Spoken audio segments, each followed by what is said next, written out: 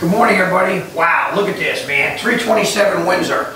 I want to thank you for checking out this engine package. I'm telling you something, we built some wild motors here. This 427 Windsor small block is unbelievable. It's advertised at 575, making over 600 horsepower. Ooh-wee, this is something.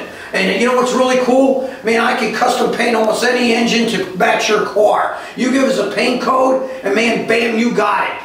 This one we happen to throw the Phytech on here. It's not much more money added on to the price of the package already. This happens to be one phenomenal piece. Check out the build sheet. If you have any questions, give us a call. But if you check out the build sheet, you're going to see what separates us from all these other guys. We're using mainly push rods and motor. These guys are building motors with $20 push rods. This has got Cleveite bearings throughout. It's got A/P bolts. All good stuff. Even our rocker arm studs are 7/16 with all of our engines coming with mostly stainless steel, full fulcrum roller rockers. All good stuff so you can wing them up and have no problem. Hey, again, this is a small block that'll fit in any Fox body car. Give us a call. Check us out. Proformance Unlimited. Custom crate engines. Thank you.